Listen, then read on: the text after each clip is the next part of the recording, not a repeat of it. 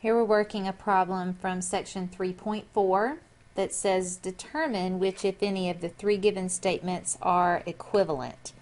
We are talking about logically equivalent here. Use the information about the conditional statements converse, inverse, or contrapositive, as we do have some information in our text about the converse, inverse, and contrapositive and their answer columns on the truth tables. And also De Morgan's laws. So you should have already studied and looked at equivalence in using De Morgan's laws.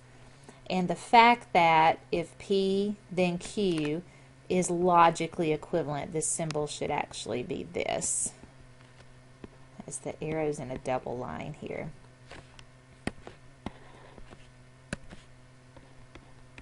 That to the negation of P or Q, or we can use truth tables. So all of these facts come together and we're going to determine if any of these three statements are logically equivalent. So let's first of all rewrite these and translate these into symbols. So I'll do that by I need to set up a P and a Q. I'm going to let P represent I am daydreaming and Q represent I hear the announcement. And then as we go to translate each one of these, because I only have two statements, I have four cases. First P, we will write down the truth values true, true, false, false. And then Q would be true, false, true, false. And in doing that, we'll have all four cases that are possible. Now let's fill in each one of these truth tables. Now, one approach to this is we could go through each one of these and check to see if I have any converses or inverses, contrapositives, any De Morgan's law that I could look at. But what will always work are to evaluate the truth tables. And if the answer columns to the truth tables are the same, then we say that the statements are logically equivalent. So let's do that first, and then maybe we can look at some other aspects and see if it falls into other categories. But the truth tables will always tell us which ones are equivalent. So this first one, negation of P, I would copy down the P column, but I want the negation of it, so false, false, true, true. The Q column would be true, false, true, false.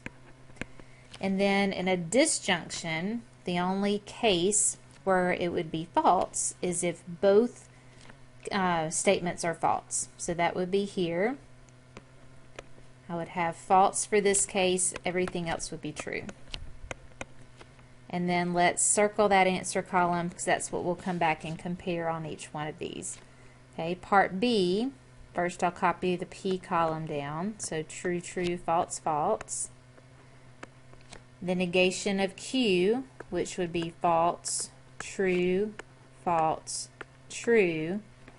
And in a conditional statement, remember in a conditional statement I have the antecedent and the consequent.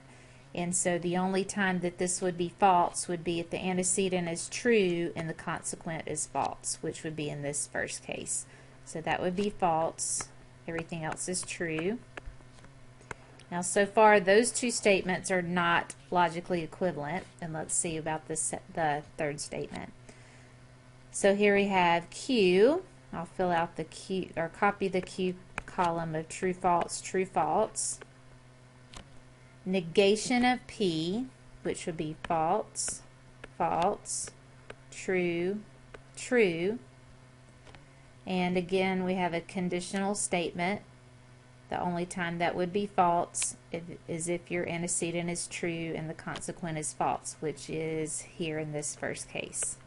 Everything else is true. So we can tell from the answer columns of those three statements that the two that would be logically equivalent would be B and C. Their answer columns are the same. Okay. Another thing that we might have noticed is that look at this B and C, the form of those. They're both conditional, Let's see if it's one of the converse, inverse, or contrapositive. Okay. We know that a statement and its contrapositive are logically equivalent. So if you saw that this was a statement, its contrapositive, we would interchange the antecedent and the consequent, and also change we would negate both of them, because for a contrapositive, if a statement is if P then Q, its contrapositive would be the negation of Q then the negation of P. So if we start out with this statement, if we interchange the antecedent and the consequent and negate both of them, you actually would end up with this statement. So this also would confirm that a statement and its contrapositive are logically equivalent.